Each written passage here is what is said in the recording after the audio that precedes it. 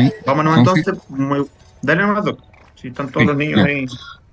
exacto. Vale. Buenos días, entonces.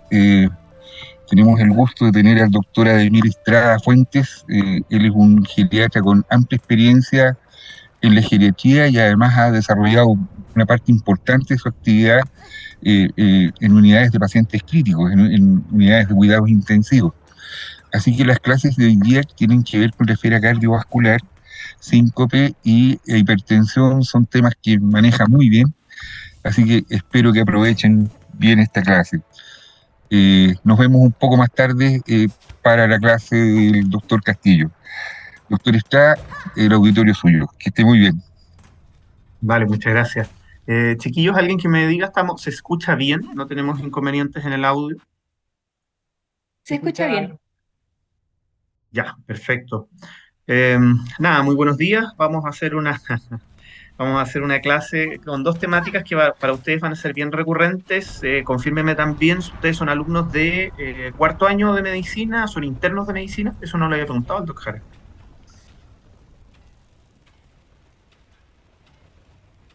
Chiquillos, De cuarto año, doctor. Iverson, cuarto año. Ya, perfecto. Estas clases están orientadas para ustedes, entonces, no me equivoqué en sacarlas. Son dos temáticas que ustedes van a ver de manera recurrente, que habitualmente cuando ya salgan de estas temáticas de hablar de personas mayores, de hecho se les va a olvidar.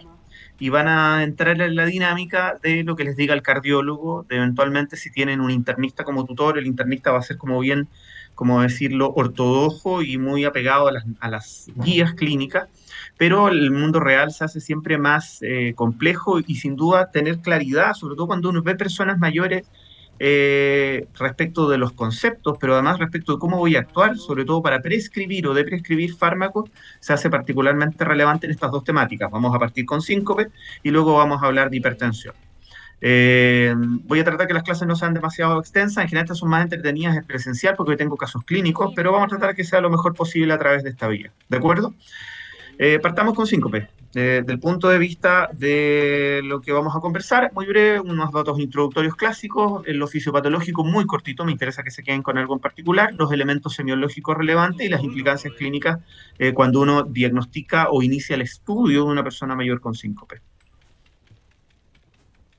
No tengo conflicto de interés, esta es la clásica diapositiva y van a ver diapositivas en inglés y español. Desde el punto de vista introductorio, el síncope desde lo definitorio, esto es una pregunta de prueba, así que poner atención acá y eventualmente cuando tengan la clase, estos son los elementos a tener presentes.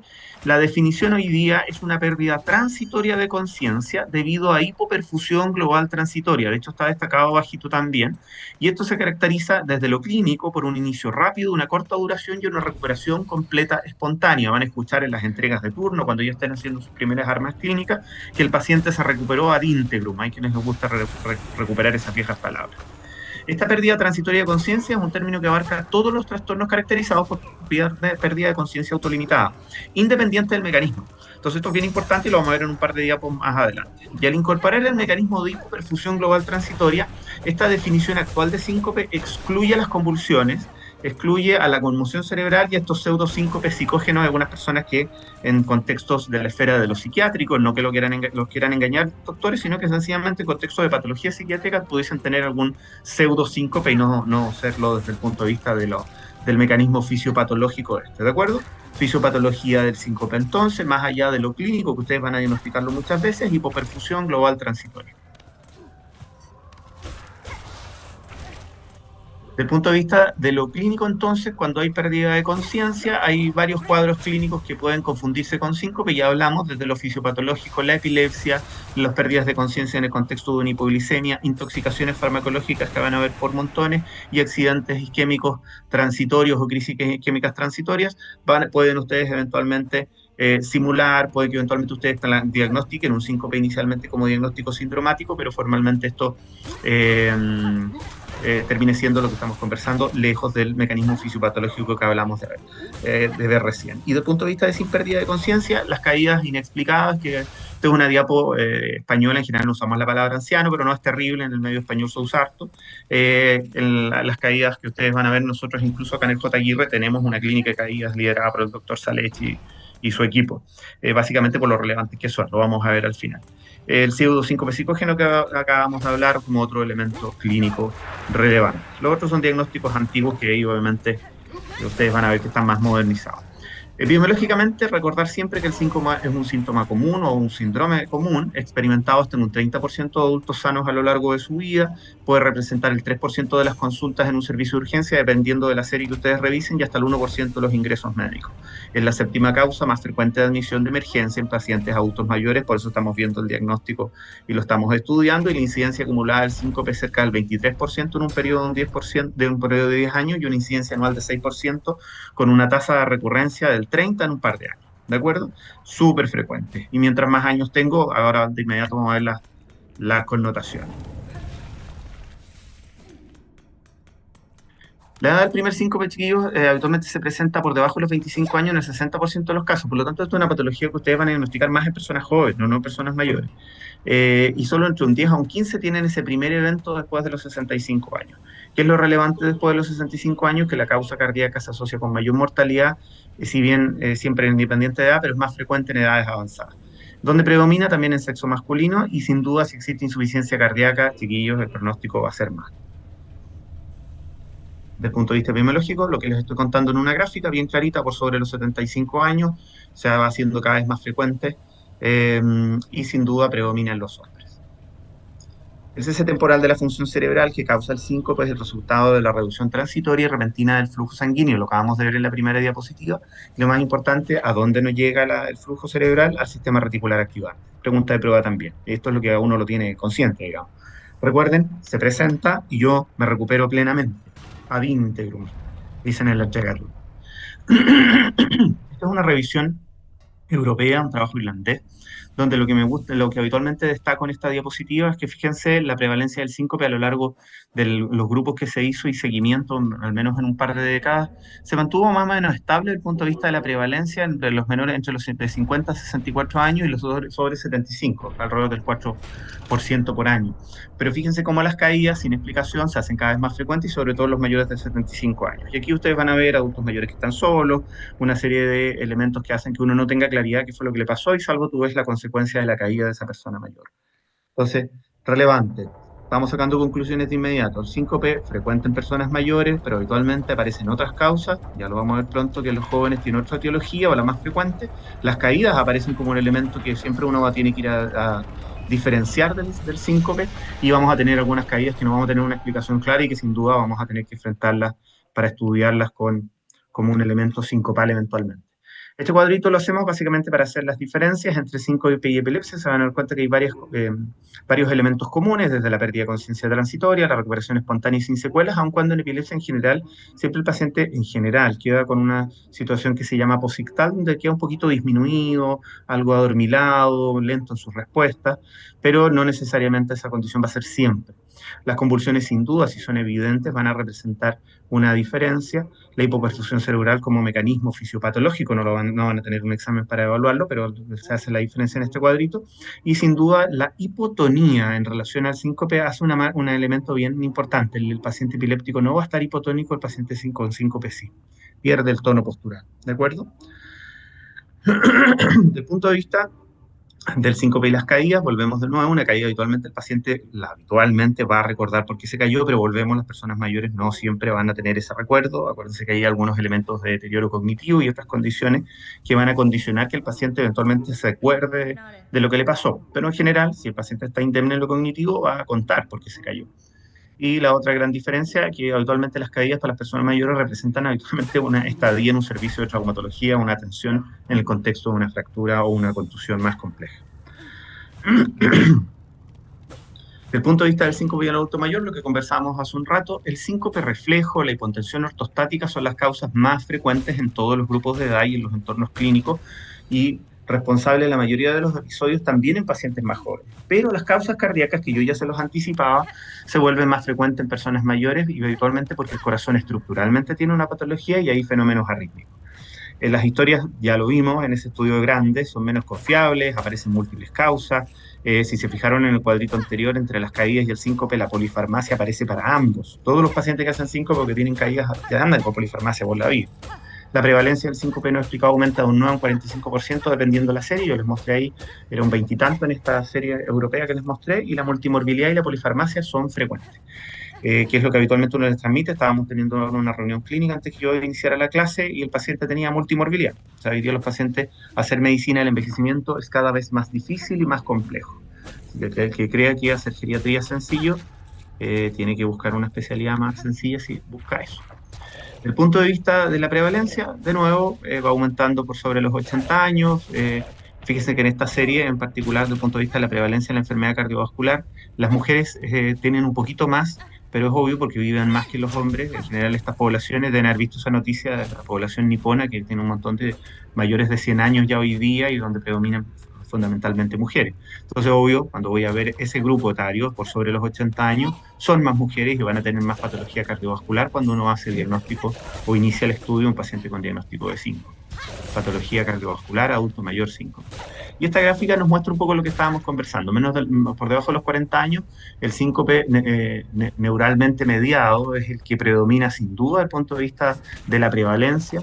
Se le sigue el ortostatismo y fíjense que las enfermedades estructurales y las arritmias rarísimas acá, pero por sobre los 60 años se empieza a distribuir, sigue siendo el síncope neuralmente mediado el más frecuente, pero aparece la hipotensión ortostática, las arritmias y la patología estructural cardíaca, que esto habitualmente cardiopatía coronaria, son las que empiezan y se suman como diagnósticos obviamente a considerar en las personas mayores. ¿De acuerdo? Entonces aquí lo más relevante, chiquillos, es que cuando yo enfrento un síncope, recordar el mecanismo fisiopatológico, que es lo que deja fuera desde lo fisiopatológico, en la vida real, en el mundo clínico van a tener que por muchas veces estudiar todo, pero si tengo un paciente mayor de 60 años y por sobre los 80, la patología cardiológica se transforma en algo que debo ir a buscar de manera activa. Vamos a ver en un caso clínico al final. Las causas, les destaco acá, el ortostatismo. Obviamente se hace más frecuente en personas mayores. Las personas mayores tienen hipertensión y por lo tanto usan números de antihipertensivos no menores. Ahí en la clase de hipertensión vamos a ver cuántos antihipertensivos incluso hay que usar para lograr las metas que dicen los trabajos de investigación y sobre los cuales construimos el conocimiento clínico. Pero fíjense que también existen algunos elementos autonómicos o disautonomías que en personas mayores aparecen sin duda, cuadros de neuropatía diabética, de neuropatía amiloidea, aparece la enfermedad de Parkinson como una enfermedad a tener en consideración, cuestiones más raras, ahí aparece la atrofia sistémica múltiple, que la verdad es una enfermedad atípica, un parkinsonismo en lo formal. Pero empiezan a aparecer otros elementos, mientras más años tengo, que en la aparición del ortostatismo o el diagnóstico de que si tuviéramos de manera presencial les preguntaría, pero ahí lo vamos a ver obviamente evidente en el caso clínico, cómo se diagnostica el ortostatismo. En lo formal se hace mucho más frecuente porque aparecen otras enfermedades, ¿de acuerdo?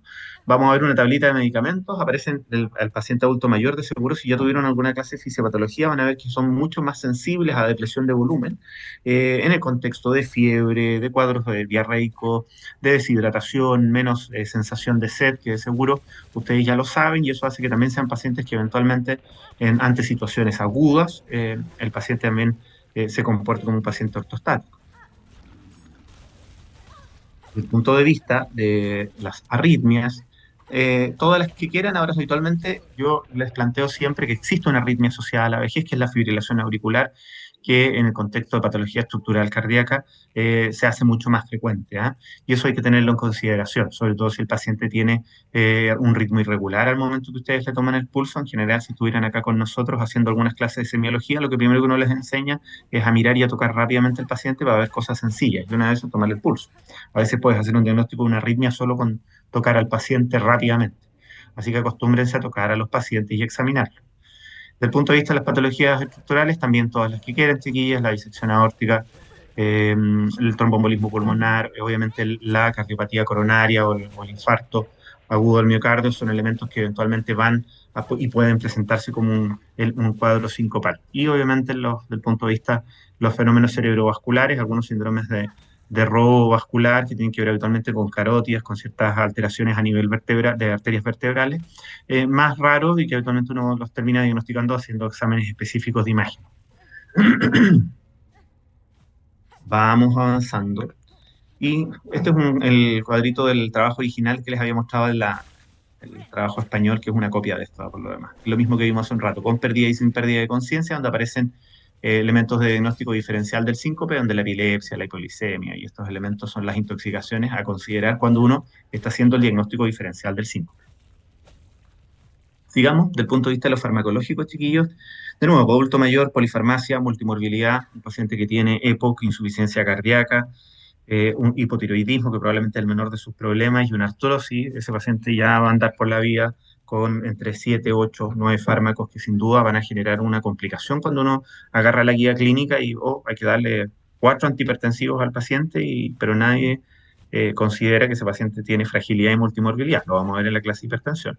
Pero el formal, fíjense que todas las drogas que pueden contribuir al síncope, partamos en la tablita a la izquierda acá, donde los inhibidores de la enzima convertidora, los bloqueadores de canales de calcio, la hidralazina, la metildopa y otros medicamentos, el labetalol, antihipertensivos, todos van a contribuir eventualmente a un paciente a que haga un evento sincopal.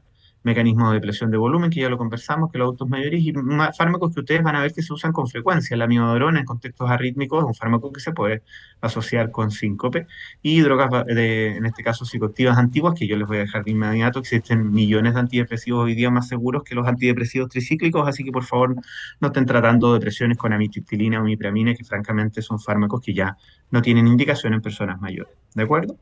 Y sin duda son otros fármacos. Y bueno, y el listado es grande, como ven ahí. Desde el punto de vista de lo etiológico, entonces, mecanismos de reflejos o neuromediados, que son los más frecuentes, como vieron en personas adultas, jóvenes y adultas mayores. Lo cardiogénico cobra rol en las personas mayores, y la hipotensión ortostática deben considerarla siempre cuando estén evaluando a una persona mayor. Aquí está en una tablita de un trabajo español, obviamente, donde aparecen todas las causas etiológicas, donde aparece la bradiarritmia, la taquiarritmia, la cardiopatía estructural, que ya vimos, donde la estenosis aórtica es un elemento también a considerar. Sin duda, si tuviéramos en una clase de semiología, les estaría pidiendo que me contaran cómo es el soplo, y les estaría pidiendo que lo dibujaran si fueran semiólogos más antiguos, pero hoy día, sin duda, ustedes van a tener la herramienta de un ecocardiograma que les va a permitir hacer la diferenciación. Y los que trabajamos en intensivo, alguna época poníamos muchos catéteres complejos, un bonito catéter de Swan-Ganz, mucha parafernalia, y hoy día el intensivista joven agarra su ecocardiógrafo, perdón, y hace una ecoscopía al lado del paciente para diagnosticar una estenosis aórtica, que explique un fenómeno sincopal. Ahora, la estenosis aórtica de los adultos mayores es otro bonito tema que nosotros vemos harto acá, pero no es el tema de esta clase. Así que nada, y del punto de vista del ortostatismo, como ven acá, esta tablita también está interesante, eventualmente va una bonita pregunta de prueba en el contexto de que existen otros elementos que, como hablábamos, disfunción autonómica primaria, pacientes jóvenes que probablemente andaban por la vida con una disautonomía, que obviamente llegan a mayores, y tenemos elementos como la diabetes, lo que conversábamos de los fármacos, y sin duda situaciones agudas de que se asocian hipovolemia. Vamos a tener un paciente que puede tener una hipotensión ortostática. Y déjenme contarles este caso clínico. Este es interesante básicamente por la decisión que tomamos al final. Entonces, resumen de lo que acabamos de conversar, chiquillos, toda la clase que les acabo de mostrar es para recordarles. El síncope no tiene grandes diferencias respecto a las personas jóvenes, pero en personas mayores la cardiopatía estructural y la hipotensión ortostática probablemente son algo que ustedes tienen que tener sobre la mesa. Recordar que hay multimorbilidad y polifarmacia, que van a ser otros elementos que predisponen a la persona mayor eventualmente a tener eventos sincopales. ¿De acuerdo? Mecanismo fisiopatológico, la hipoperfusión, que deja algunas otras causas desde lo fisiopatológico fuera de la definición. No quiere decir que en el mundo real ustedes no van a terminar haciendo un electroencefalograma si hay alguna razón para sospechar un cuadro convulsivo.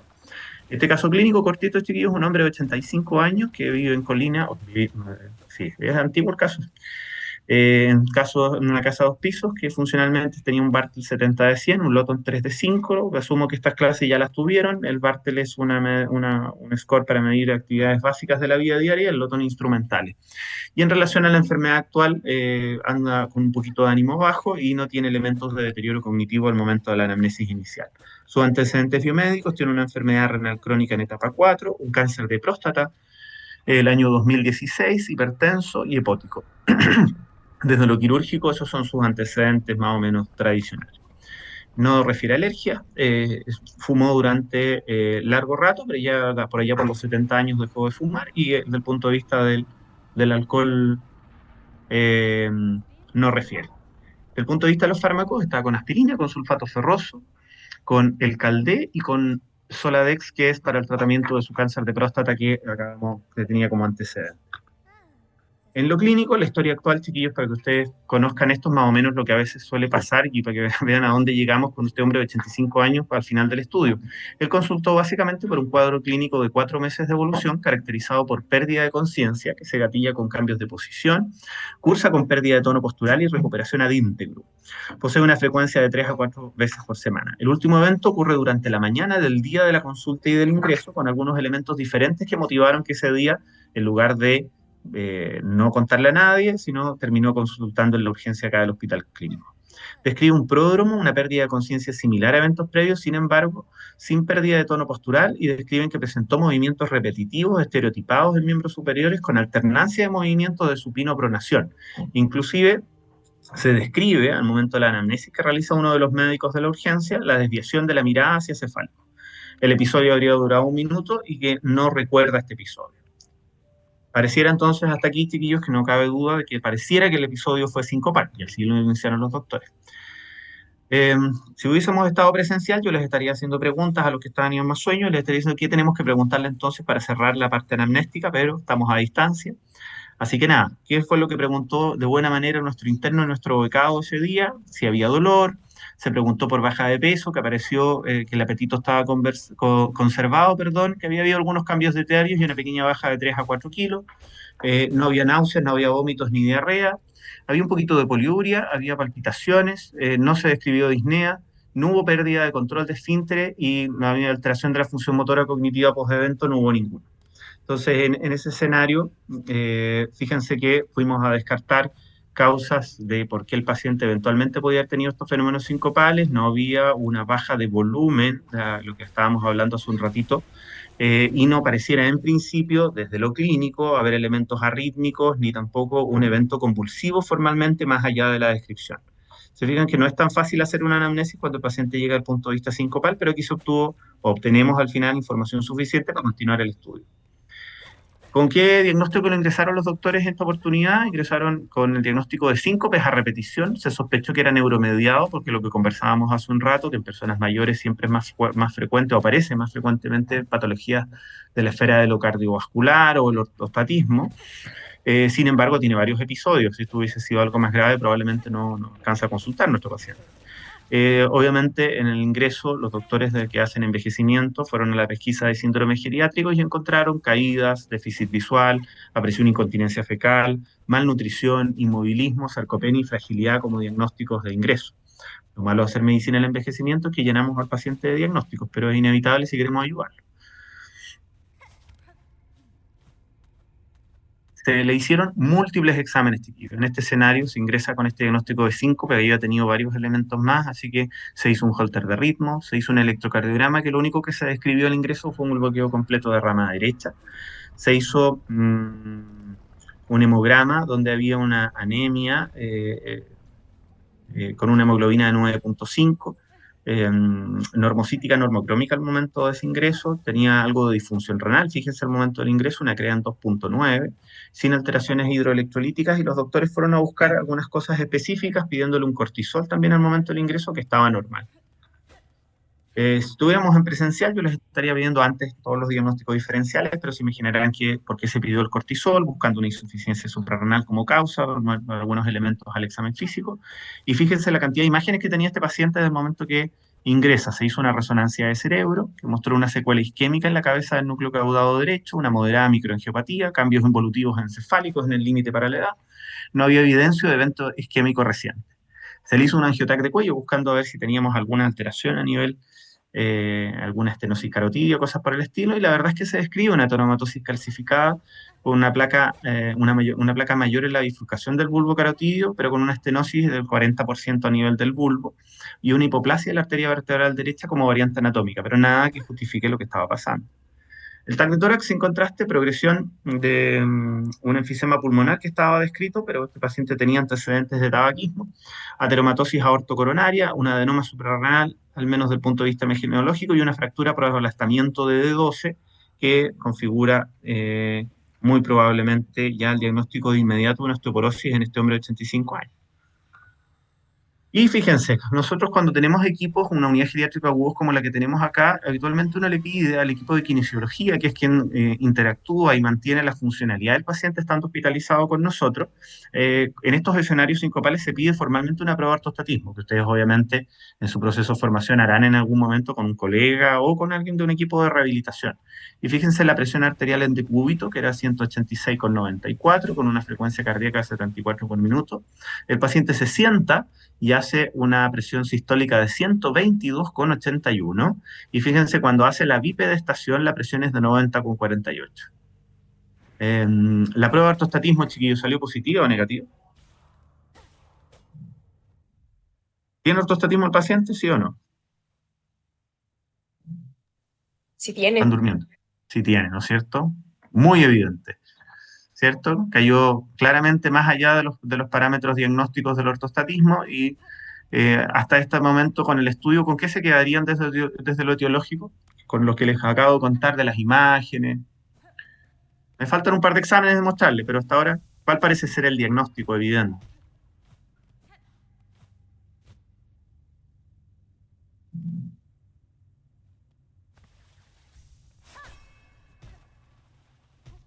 ¿Cuál es el diagnóstico etiológico del síncope de este paciente que había tenido varios? Hipotensión ortostática. Pareciera que sí, ¿no es cierto, doctor? Más allá de que alguien me podría decir, pero doctor, la descripción semiológica o la historia que rescataron los doctores era que igual había tenido unos movimientos estereotipados. ¿Habrá tenido, doctor, una crisis convulsiva? ¿O esto es ortostatismo y los episodios ortostáticos pueden tener estos movimientos en algunas ocasiones?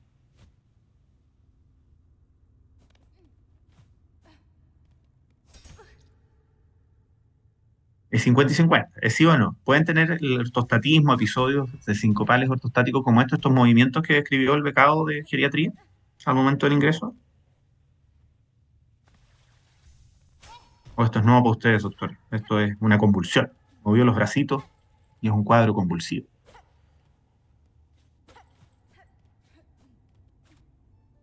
¿Qué me dicen, doctores?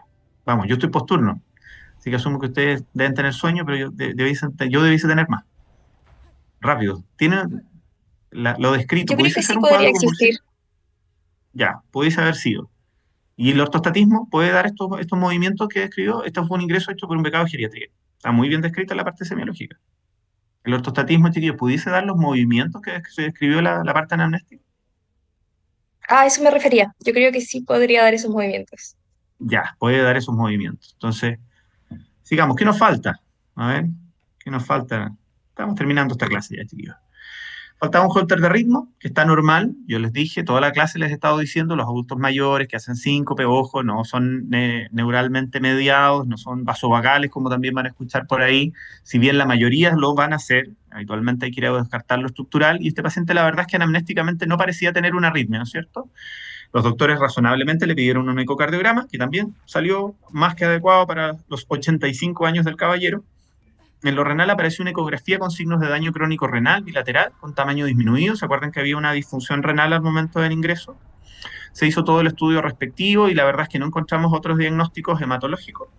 Y en el momento que ya el paciente no tenía delirium, fíjense que, ¿se acuerdan que hablábamos de que las caídas y que muchos de estos elementos no son bien explicables? Y como este es el caso clínico que más o menos muestra todo lo que les acabo de contar. Este hombre igual tenía ahí un Minimental 22 de 30, que probablemente estaba dando cuenta de algunas cositas cognitivas y era un hombre que, se fijan, se cayó muchas veces, tuvo varios eventos sincopales antes recién de consultar.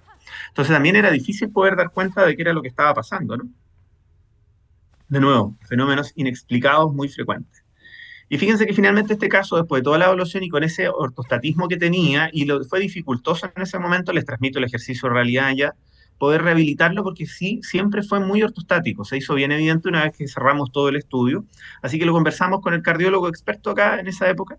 Y a pesar de que uno pudiese decir, oiga, doctor, ¿cómo tratamos el ortostatismo? Esto fue un paciente que se fue con midodrina para la casa. Con eso logramos cierto equilibrio y evitar nuevos episodios sincopales. Lo que les puedo contar es que ya en el control ambulatorio a los 6 meses este paciente ya andaba bien, no habíamos tenido nuevos episodios sincopales y más o menos se mantenía estable. Ya este es un caso antiguo, la verdad, así que hoy día no les puedo contar en el 2025 en que estamos con él. Pero fíjense que eso es el ejemplo y el resumen de la clase. ¿Ya?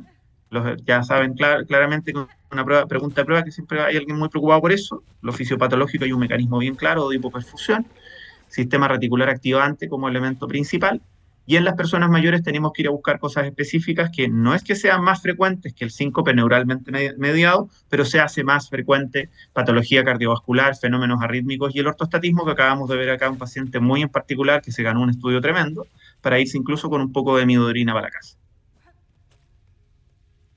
Chiquillos, muchas gracias. Ahí está mi correo electrónico por cualquier cosa o preguntas en relación a esta clase.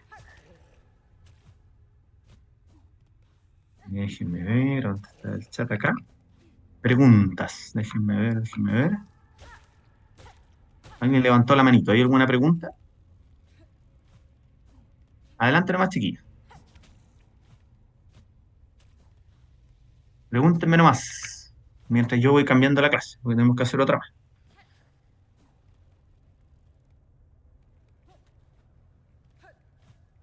Les escucho, chiquillos. Buena Profesor, pregunta. Sí. quizá una pregunta un poco más práctica. ¿Hay disponibilidad de midodrina en las farmacias como actualmente en Chile? Yo sabía que No, sí hay. estaba, no sé si agotada, como que no había mucha.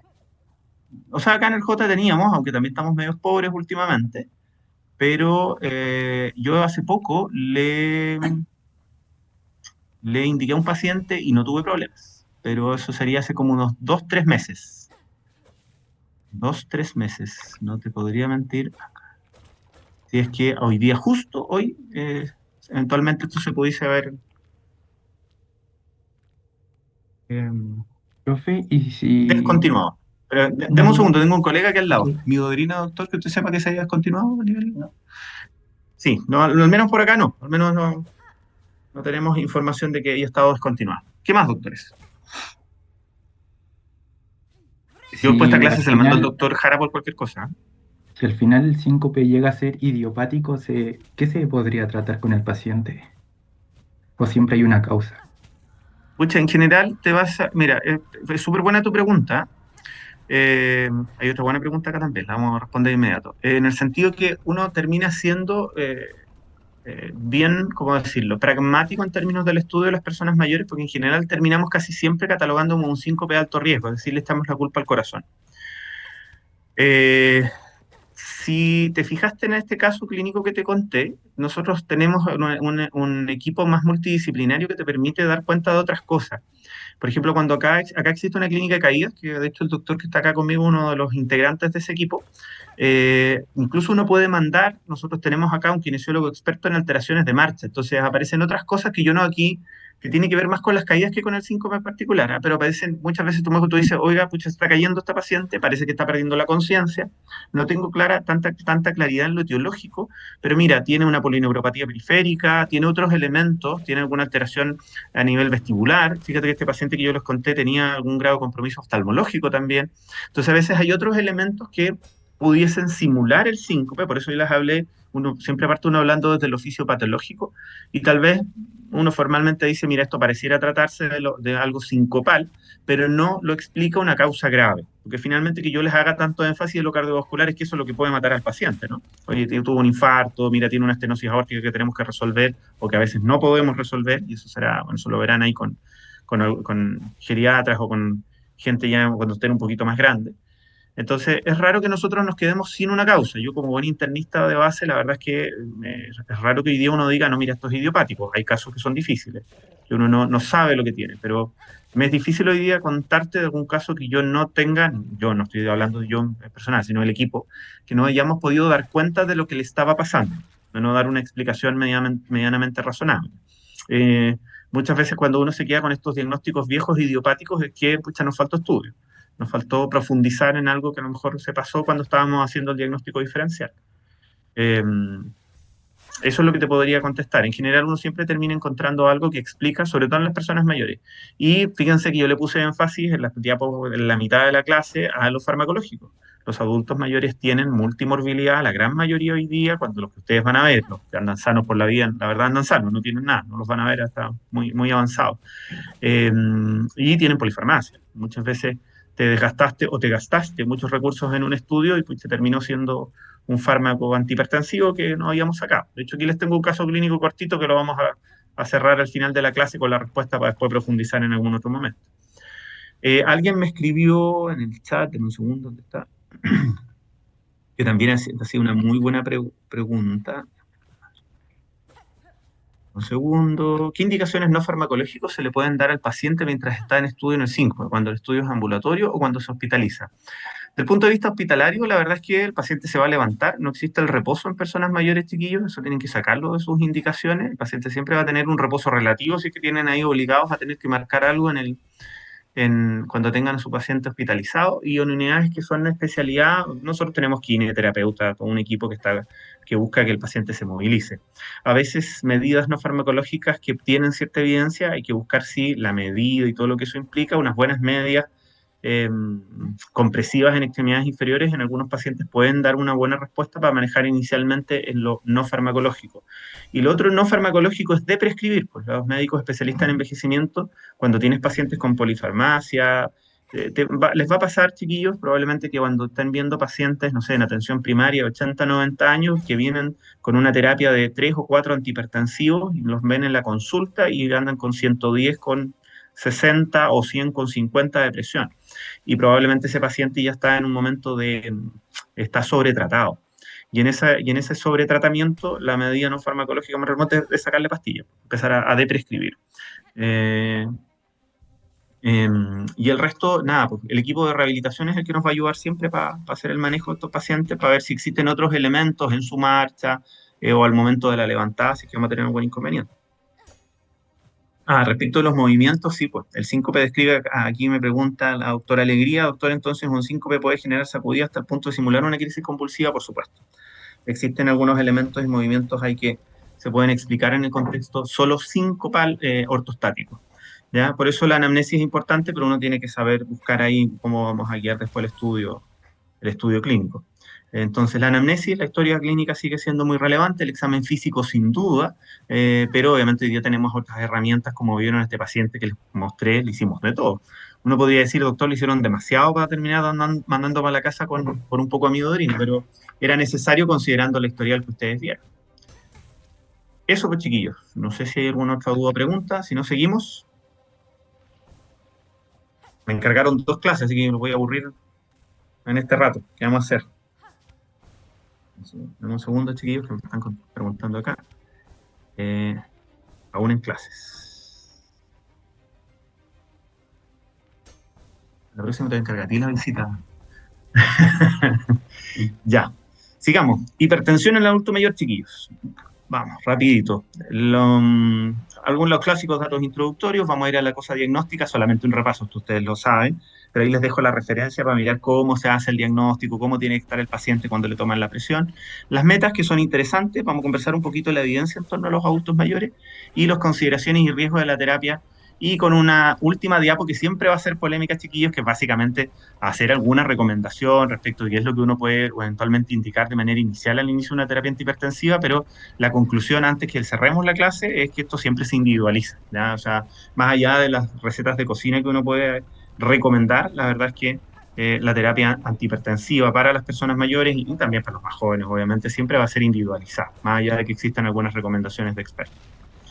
Desde el punto de vista introductorio, esta es la clásica diapo de lo fisiopatológico. Fíjense cómo finalmente las arterias de las personas jóvenes en sístole y en diástole cambian de diámetro, y cuando uno ya tiene personas de 90 y 100 años, las arterias están casi iguales, la verdad, ¿no? Tenemos una movilidad, tenemos una mayor rigidez desde el punto de vista del sistema vascular, como diría un viejo cirujano vascular que me hacía clases, las cañerías están más rígidas, y si se fijan, cuando nosotros ponemos líneas arteriales en intensivo, esas curvas que ustedes están viendo ahí, nosotros las vemos en un monitor que dan cuenta, créanme, de la diferencia de las personas jóvenes respecto de las mayores, y eso que ustedes ven dibujados ahí, en el mundo real nosotros lo vemos en un monitor.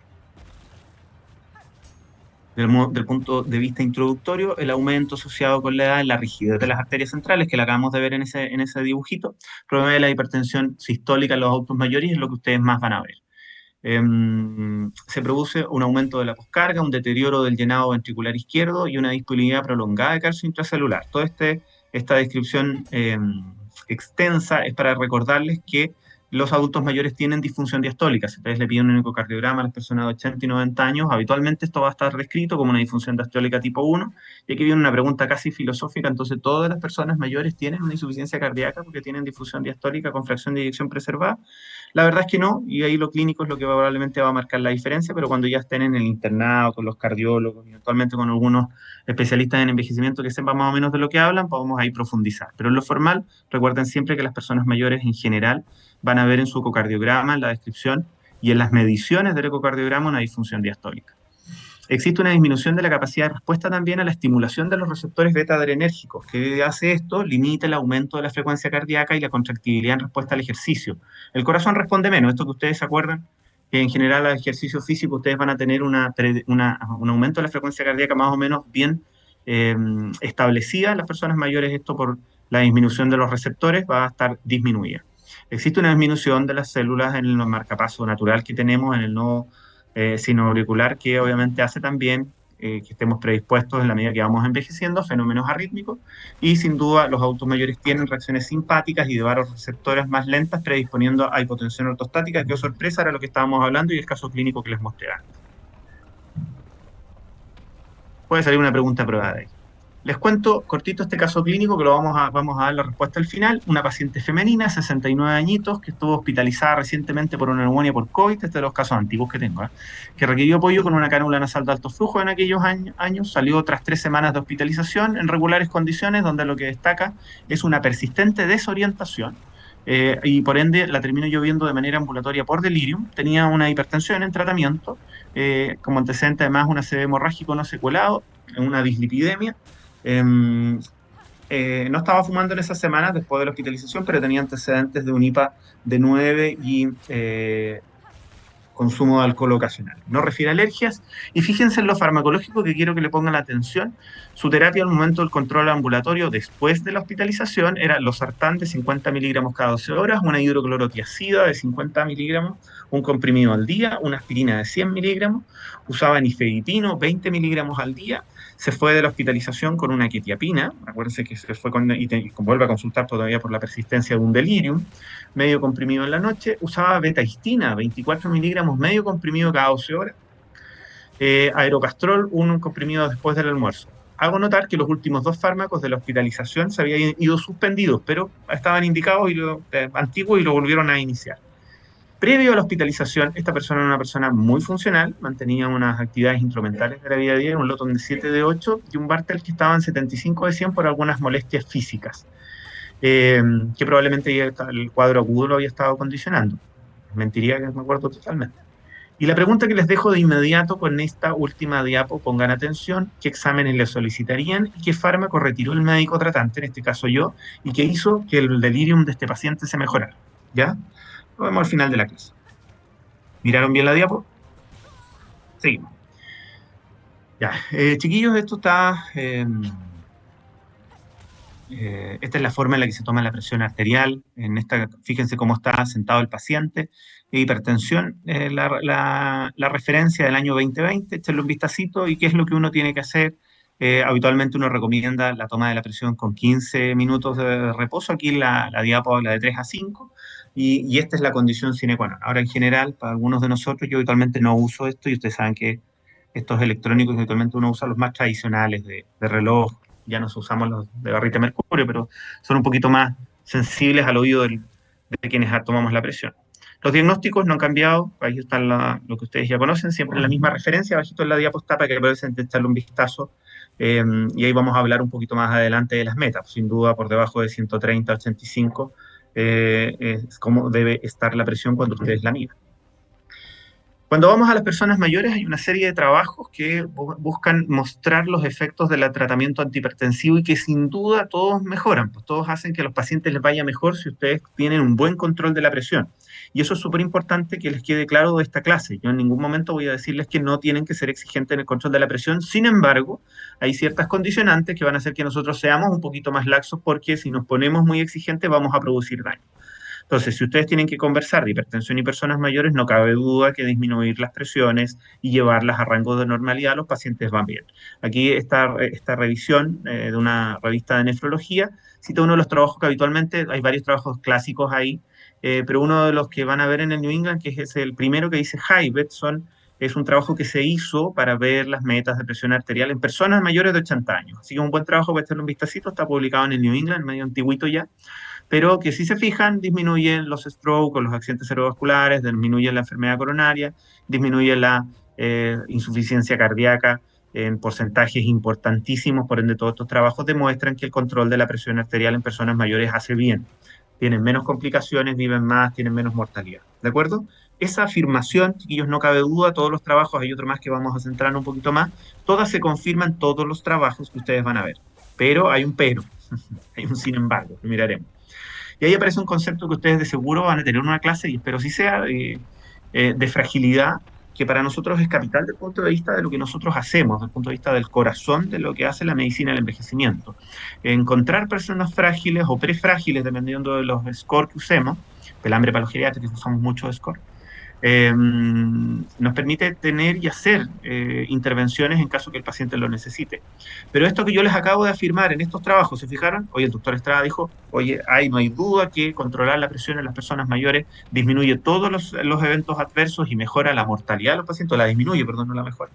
Pero fíjense que cuando vamos a los mismos trabajos y vamos a hacer análisis ya detallados en aquellos que hubo fragilidad o en trabajos donde se mide fragilidad, oh sorpresa, lo que es evidente acá arriba, en los no frágiles, fíjense, sin duda hay beneficio de ser exigente en el control de la presión arterial.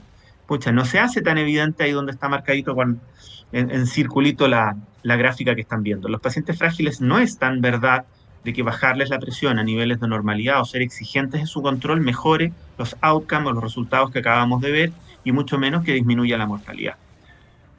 Y voy a tener que obviamente decir algo al final de esto, pero volvemos, seguimos en la misma gráfica grande del paper que abajo está, del año 2019, está medio viejito, pero esto no ha cambiado en lo formal. Y los frágiles, de nuevo, esto que es súper evidente en las personas más robustas, las personas que no son frágiles, controlar la presión de manera exigente, oye, sí, disminuyen todas las reacciones adversas y mejora y disminuye la mortalidad, perdón. Fíjense que cuando vamos a ver fragilidad, esto no es tan verdad y se equilibran los resultados, ¿ya?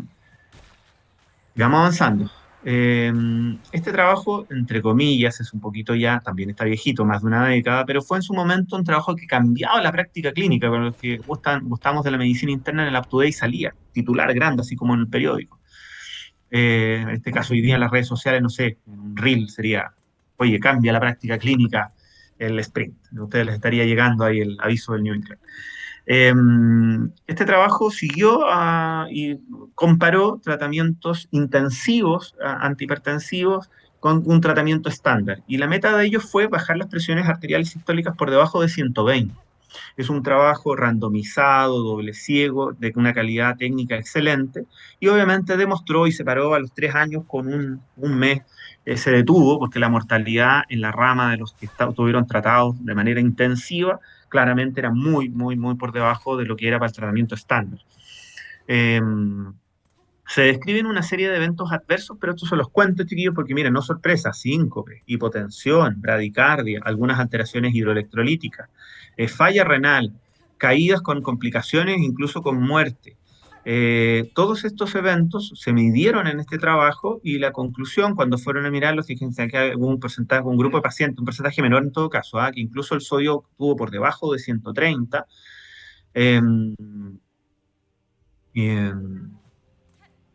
Todas estas mediciones, cuando fuimos a la revisión, la verdad es que no hubo grandes diferencias, y por eso el trabajo, la conclusión fue que incluyendo todo este grupo que se hizo, y aquí se midió personas mayores, ahí les voy a mostrar un análisis que se hizo a posterior, la mortalidad fue siempre menor en el grupo intensivo. Por lo tanto, en esa oportunidad, la conclusión, incluyendo las personas mayores, el año 2015, a partir de este trabajo muy bien realizado desde lo técnico, desde lo que significa el diseño y este randomizado, doble ciego, clásico, era que a todos teníamos que bajar la presión por debajo de 120, era como una conclusión, era como, listo, hay que darle pastillas a todos por igual, porque con esto la gente se muere menos. Pero chiquillos, yo tengo que centrarme como buen viejólogo a estas alturas de la vida en que cuando ustedes prescriben un medicamento, nosotros lamentablemente siempre tenemos que pensar en las reacciones adversas y forman parte de lo que nosotros hacemos. No quiere decir que no le demos los medicamentos, ¿ah? También ahí aquí ya en las visitas, cuando uno ya tiene pacientes y médicos, pacientes, cuando tiene médicos ya a puertas de recibirse, internos y especialistas, uno les dice, uno no deja de indicar un medicamento que le dé susto, digamos, pero tienes que sin duda pensar en esto. Y aquí yo hago en el centro de esta gráfica, pacientes que voy a tratar y voy a prescribir antihipertensivos, están las caídas. Y las caídas, sin duda, son lo que para nosotros van a ser un elemento capital en términos de que echa a perder la calidad de vida de los pacientes. Si a partir de una caída el paciente tiene una fractura de cadera, ustedes alteran el pronóstico vital de ese paciente, por lo tanto, para nosotros es muy relevante y por eso les cuento que acá existe una clínica de caída pequeñita, con todo lo que eso implica, pero existe y eso marca diferencia en términos de la medicina y el envejecimiento que uno puede ofrecer.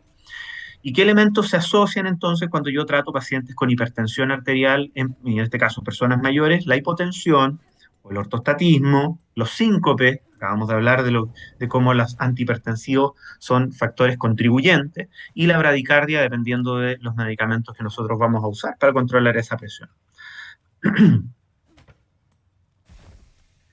Entonces, aquí hay un análisis de los mayores de 75 años que incorporó el SPRINT. Déjenme llevarlos a esto. Evaluaron entonces en esta revisión los efectos del tratamiento intensivo versus el tratamiento estándar. Fíjense, este sprint, la presión arterial sistólica, su meta era de 120.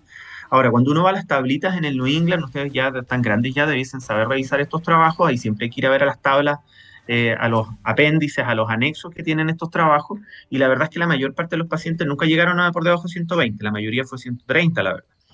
Y obviamente todos estos mayores de 75 años con hipertensión y sin diabetes. Ojo que este trabajo en particular dijeron, sabemos cuál es la presión que queremos en la diabetes y queremos sí sacar cuentas cuáles las presiones que queremos en los pacientes sin diabetes, por eso están excluidos, pero no deja de ser relevante para los pacientes que ustedes van a tratar. El grupo de tratamiento intensivo mayores de 75, muy respetable, 1317, y el tratamiento estándar 1319, así que muy bien desde el punto de vista de lo numérico. Está randomizado este trabajo y fueron 5 años de seguimiento los reclutados, los que rescata este trabajo ya posterior. Todo esto es un análisis posterior. Y los outcomes, los que ya vieron, el infarto no fatal, síndrome coronario agudo que no resultó en infarto, los ACVs no fatales, la insuficiencia cardíaca descompensada. Y sin duda, como siempre, el outcome secundario, la mortalidad, aunque yo como buen especialista en envejecimiento, le voy a decir que en general para nosotros la mortalidad, si yo veo pacientes de 90 y 100 años, probablemente no es tan relevante en el día a día, ¿no? Y en los resultados, básicamente, como ven aquí, muy comparables en términos de outcome primario. Entonces uno diría, doctor, entonces los mayores de 75 no hay ninguna diferencia. Los eventos primarios fueron muy parecidos, no hubo diferencias estadísticas y la tasa global de eventos adversos no fue diferente. Fíjense, 48.4 versus 48.3. Entonces la conclusión de este trabajo es que en lo formal, nada, pues, hay que bajarle la presión por debajo de 120 si yo me quedo con este análisis del sprint de los mayores de 75. Pero déjenme mostrarles las tablitas, los apéndices, los anexos. Y aquí cuando uno va a mirar, ellos hicieron una medición de fragilidad, aun cuando los frágiles del sprint tampoco son tan frágiles comparados con nuestros pacientes. Pero bueno, ¿dónde se concentraron las reacciones adversas? Aquí en la tabla 3, que está en los anexos, que no está en la publicación, por eso hay que ir a profundizar. Miren, de 159 pacientes FIT en el grupo intensivo que tuvieron complicaciones, los frágiles tuvieron 440. Y cuando uno va al tratamiento estándar, incluso en el tratamiento estándar, de 190 pacientes FIT que tuvieron complicaciones, 375 también los tuvieron en el grupo de los frágiles. Entonces deben recordar que yo les conté las reacciones adversas, ya las vimos, la bradicardia, la hipotensión, las caídas con resultados de complicaciones graves, se concentran en los pacientes frágiles. Entonces es cierto, desde el punto de vista del análisis grande, parece que no hubo grandes diferencias estadísticas, pero deben recordar siempre que las complicaciones de una terapia estándar y una terapia intensiva, ambas se concentran en los pacientes frágiles, por ende con complicaciones. Cuando vamos a los criterios de exclusión, y aquí es la clásica pregunta que yo le transmito acá a los doctores en las visitas, oiga, miren los criterios de exclusión del trabajo del sprint. La diabetes tipo 2, obviamente, y lo plantearon desde el inicio, pero de nuevo, muchos de nuestros pacientes mayores de 80, 90 y 100 que están en tratamiento antihipertensivo tienen diabetes, muchos de ellos tienen alguna antecedente de un accidente cerebrovascular, insuficiencia cardíaca sintomática en los últimos 6 meses. Muchos de nuestros pacientes hospitalizados y con complicaciones tienen insuficiencia cardíaca con fracción de eyección preservada o disminuida. Sacaron a todos los pacientes con FEBI reducida, menor del 35%, o sea, los insuficientes cardíacos acá no están. Diagnóstico clínico, tratamiento de demencia. Oh, sorpresa, muchos de nuestros pacientes tienen deterioro cognitivo. Puedo sacar una conclusión de este trabajo, por muy bonito y experimentalmente correcto. Pérdida de peso no intencional durante los 6 meses anteriores, mayores al 10% de peso corporal. De nuevo, claramente aquí sacamos a pacientes frágiles. Si la sobrevida era menor a 3 años, los pacientes no entraron en este trabajo. Si los pacientes estaban, y lo escribí tal cual, lo traduje de manera directa, si el paciente estaba en un asilo, como se decía tradicionalmente, sería una residencia, un ELIAM acá, tampoco entró en estos trabajos. Y ahí vamos a ver un trabajo que obviamente ahí nos muestra pacientes frágiles que están todos en residencia. Y si tenía presiones arteriales sistólicas menores a 110 después de un minuto de reposo también, o sea, era obvio en todo caso esto que iba a salir. Entonces, si se fijan, gran parte de estos pacientes o de estos criterios de exclusión son nuestros pacientes del día a día en la consulta ambulatoria. Si alguno de ustedes va a partir en la atención primaria mientras junta pesitos y puntos eventualmente para hacer su especialidad después, va a haber personas mayores y estas son las que va a haber en el... Y chuta, estos no estaban en el sprint. Entonces aquí siempre tienen que acordarse los conceptos de validez interna y externa de los trabajos. Entonces muy bonito el sprint, muy bonita la conclusión, pero la verdad es que en personas mayores frágiles parece que no es tan buena idea bajarle la expresión por debajo de 120. Cuestión que hoy día los expertos y los consensos ya están más o menos claros, pero uno los lleva un poquito, la idea de esta clase, que ustedes vean por qué tomamos porque uno hace esta recomendación a contrapelo de lo que uno leería rápidamente en una revista de cardiología o un cardiólogo que quiere bajarle la presión a todos a menos de 120, porque eso decía el sprint. Sin duda, las reacciones adversas, como ya les decía, se concentran en las personas mayores frágiles, y la fragilidad, entonces, el beneficio del tratamiento de la hipertensión en adultos mayores en trabajos randomizados incluyeron habitualmente pacientes robustos. Habitualmente los pacientes frágiles son excluidos, la excepción es el sprint, pero ya vimos que la verdad es que no es la excepción cuando uno va a mirar a las tablas donde se concentraron las reacciones adversas.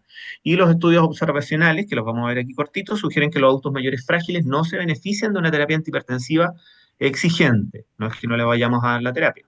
Hay algunos... Y este trabajo es bien interesante, que está ahí referenciado. Se siguieron adultos mayores en residencia en Francia y en Italia, 2 años de seguimiento. El outcome primario eran todas las causas de muerte, 1.127 hombres y mujeres, todos mayores de 80 años, donde la media de la edad era 87,6, y predominantemente mujeres, pero de nuevo las mujeres viven más que los hombres en general. Y aquí, oh sorpresa, cuando vamos a estos estudios observacionales, pero ya con gente, entre comillas, más del mundo real, lo que les va a tocar ver a ustedes, más de alguno mejor le va a tocar ir a hacer medicina en una residencia de manera transitoria mientras junta los puntos para su especialidad, o hace unos pesitos para el bolsillo. Nada, por las residencias, fíjense que la probabilidad de tener un peor pronóstico morir para bajar las presiones menores a 130 claramente era mayor en este grupo con el más exigente. Lo que conversábamos hace un rato, si tenía más de drogas antihipertensivas, peor pronóstico. Si tenía menos de 130 de sistólica y más de 2 drogas antihipertensivas, peor pronóstico todavía. Y sin duda, si el índice de masa corporal, pacientes con elementos que ahí uno pudiese sacar conclusiones, estos son observacionales, oye, a lo mejor ya le estaba pasando algo a este paciente, tenía otras cosas, pero de nuevo, pareciera que sin duda hay una asociación, que mientras más exigente y más pastillas antihipertensivas en personas muy frágiles en residencia, estos pacientes les va peor, se mueren más. Esto está publicado en el JAMA, ahí está la referencia, chiquillos, para quienes tengan ganas de hacer una revisión. Aquí esta gráfica sigue mostrando lo mismo. Mientras más le bajo la presión y si tiene más de 2 drogas antihipertensivas, a estos pacientes les va peor, ¿ya? A contrapelo, entonces, de lo que decía el sprint. Ahora, fíjense lo que está en el sprint, la cantidad de drogas. Yo siempre muestro, de nuevo, esta tablita no está en la tabla principal, perdón, pero fíjense que mayoritariamente en el grupo intensivo y en el tratamiento estándar, para lograr las metas de bajar la presión, la gran mayoría de los pacientes requirió 2, 3 o 4 o más antihipertensivos. Y si se fijan en el grupo de tratamiento intensivo, al menos 303 pacientes desde el análisis de los mayores de 75. 303 pacientes tenían, pacientes en seguimiento, tenían más de 4 drogas para controlar la presión. Entonces, de los trabajos observacionales, chiquillos, en personas frágiles, si ya acabamos de ver que bajar la presión por sobre 130 y tener más de 2 antihipertensivos parece no ser una buena idea, perdón, es importante tener esa claridad respecto a la fragilidad. Así que de seguro vamos a tener una buena clase de fragilidad, porque ustedes, para que está hablando el doctor Estrada, diciéndonos que no hay que darle tanta pastilla antihipertensiva a las personas frágiles. Pero aquí les acabo de mostrar trabajos observacionales que nos dicen que sí, parece que a nuestros pacientes hay que tener más cuidado en esa prescripción. Entonces, sin duda, Aquí hay otro elemento también a tener en consideración, pero que también está vinculado a la fragilidad. Este trabajito, 2.340 adultos mayores de 65 años, que lo que se hizo fue hacer un test de marcha. Los que tenían velocidades por sobre 0,8 metros por segundo, este es el dato que ustedes ya saben, ¿ah? De seguro ya más de alguno de ustedes lo maneja, que caminar por menos de 0,8 metros por segundo, ese paciente tiene una mortalidad aumentada, una mayor probabilidad de fallecer. Trasunta algo, les está diciendo que ese paciente tiene elementos en contra. Y ojo con los resultados de este trabajo que les acabo de mostrar. Entre los participantes que no completaron la prueba de caminata, es decir, no se pudo medir la velocidad de marcha, la presión arterial elevada se asoció fuerte e independientemente con un menor riesgo de muerte. Entonces aquí le sumamos otro elemento desde el punto de vista de la fragilidad, que si el paciente tiene una velocidad de marcha disminuida, también parece razonable ser más laxo en el control de las presiones.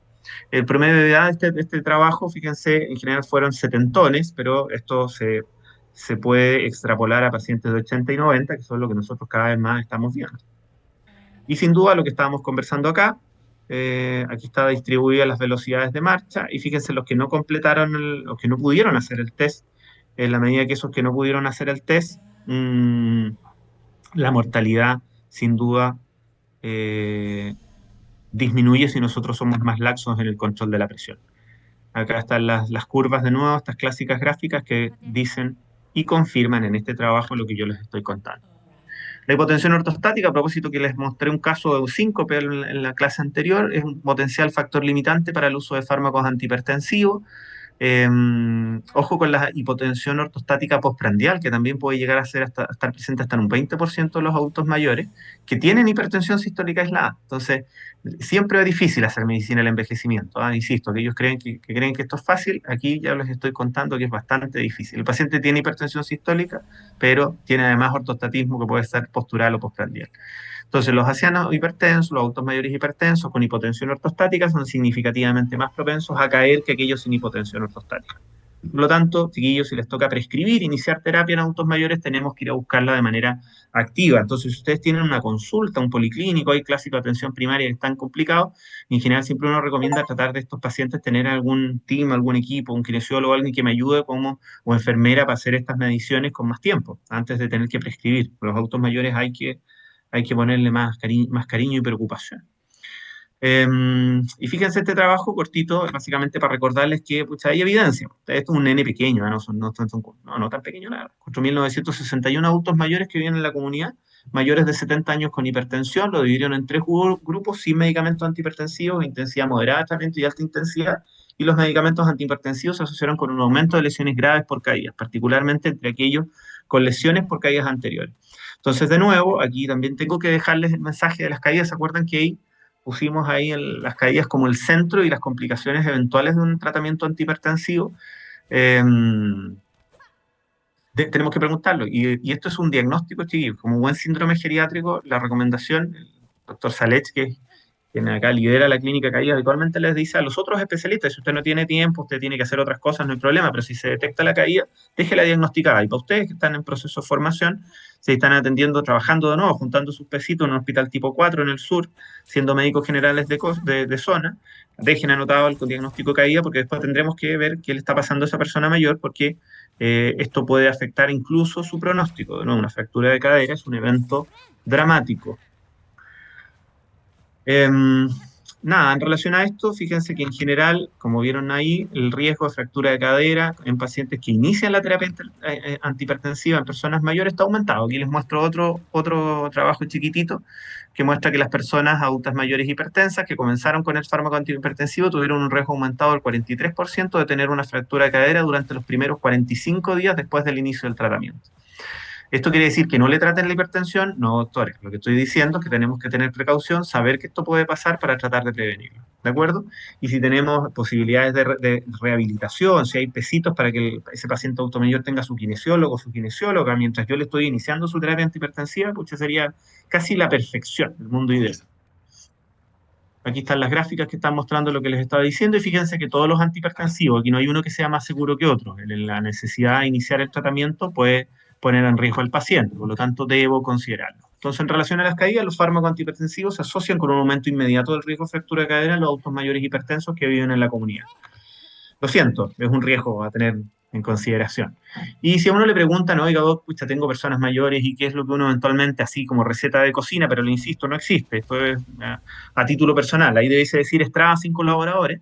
En general uno prefiere, por mayor eficacia en la reducción de la presión arterial, un bloqueador de canales de calcio de acción prolongada, en este caso el amlodipino sería como la opción. Ustedes en atención primaria probablemente van a tener nifedipino, son fármacos que a tener en consideración. Hay que acordarse, sí, les dejo el dato de inmediato, son esas cosas que ustedes tienen que recordar. Los bloqueadores de canales de calcio, casi un 30% de los pacientes tienen como complicación el edema en extremidades inferiores. Por lo tanto, de nuevo, fíjense el experto en envejecimiento siempre preocupado de la reacción adversa, y o una tiacida, pero la verdad, chiquillos, a propósito del caso clínico, que me lo van a contestar casi inmediato, en general, si uno tiene que usar un tiacídico-like, vieja clortalidona, el fármaco favorito de algunos cardiólogos de la vieja guardia, y o si leen el Haidot van a ver que ahí hay otro tiacídico-like que se llama indapamida, que también en nuestro medio tiene alguna alternativa, pero que no están en atención primaria. Y si uno tiene que ir por un segundo fármaco, la gran mayoría de los pacientes hipertensos requiere 2 fármacos para el control de la presión, esto se lo va a decir el cardiólogo en la clase 1 de hipertensión. Idealmente, sumar un inhibidor de la enzima convertidora probablemente sea la mejor opción. Pero de nuevo, esto es muy individualizado. Si mi paciente tiene diabetes, tengo que darle cierto, obviamente, relevancia a la nefroprotección, para evitar la proteinuria, y una serie de consideraciones que uno va aprendiendo en la medida que va creciendo en esto de hacer medicina, pero sin duda para ustedes el desafío hoy día es estudiar mucho porque esto siempre termina siendo muy complejo. Y así que eso, insisto, esta es la diapo más o menos para dejar ahí una cosa inicial y un planteamiento. No es una verdad. Chiquillos, ¿cómo se resolvió el problema del caso clínico? ¿Qué le sacó el tratante? ¿Con qué lo mejoró ese paciente que se fue para la casa después de un COVID? ¿Y qué examen le hubiesen pedido? ¿Me explico, parece?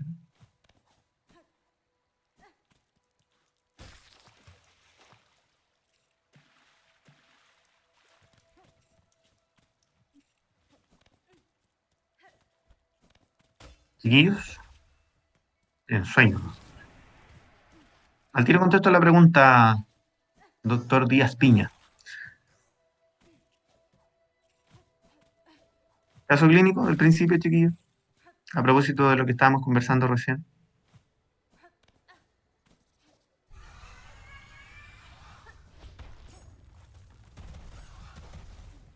Vamos, vamos. Estamos todos cansados. Nada. Están durmiendo todavía. Ahí está. Ya. Esa es la diapo clave. ¿Qué examen le pidieron a este paciente? El tratante. Que es un capo el tratante, mejor. 69 añitos. Tuvo COVID, se fue para la casa después de 3 semanas, tuvo una cánula nasal, se fue con delirium y el control sigue con delirium. Estaba usando estos fármacos. Les estoy contando que el doctor prescribió, le sacó un fármaco. Y hay que pedir un examen. De hecho, llegó a control con exámenes, ¿sí? Vamos, rapidito, chiquillos. Tengo que ir a pasar visita. ¿Alguien se atreve? Vamos. Ya, muy bien. El doctor Díaz Piña se aburrió, quiere que le contestemos la pregunta y dijo, ¿la hidrocloridrasía se retiró? Por supuesto, doctor. Muy bien. Estaba sencillo. Ya, el paciente en efecto se fue probablemente con un poco de hiponatremia. Cuando lo recontrolamos mantenía esa hiponatremia y estaba con una tiacida que probablemente nosotros habíamos retirado.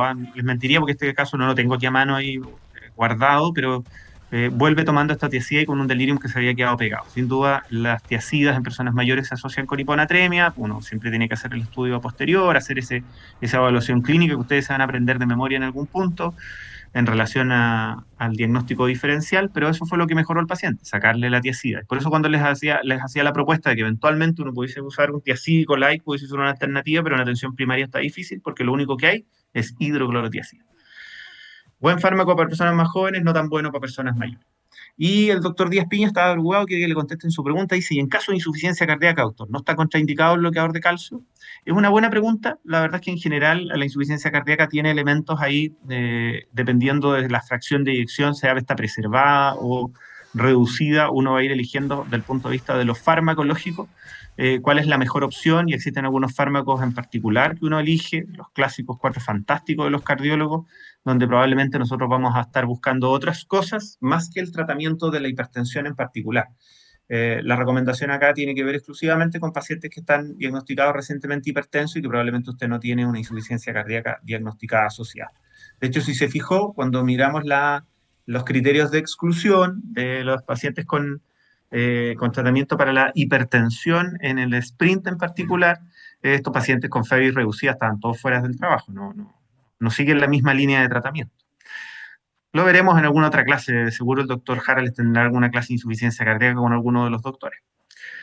Eso, chiquillos, no sé si hay alguna otra duda, alguna otra pregunta. Yo les voy a compartir esta clase al doctor y aprovechen de revisar las referencias y los trabajos. Pero espero les haya quedado claro el mensaje. Las personas mayores, y sobre todo en el contexto de fragilidad, los síndromes geriátricos, las caídas en particular, son elementos que yo tengo que tener en consideración para la toma de decisiones. Recuerden, yo no les conté nada nuevo respecto a la medicina. Sigue siendo, si el paciente es robusto, las metas de presión uno tiene que tratar de llevarlas y controlarlas teniendo estas consideraciones muy propias de los médicos y médicas que se dedican al envejecimiento. Así que eso, chiquillos, espero les haya servido. No sé si hay alguna otra duda o pregunta.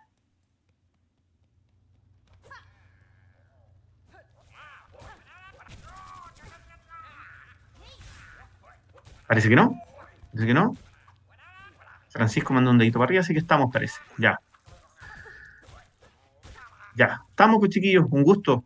Espero les haya servido. Creo que yo les debo una clase que tengo que grabar, así que ahí se las mandaré al doctor Jara para que se las comparta en este proceso de periodo en el que ustedes están, parece aquí, con otras, algo en pausa en estas movilizaciones. Espero les vaya bien.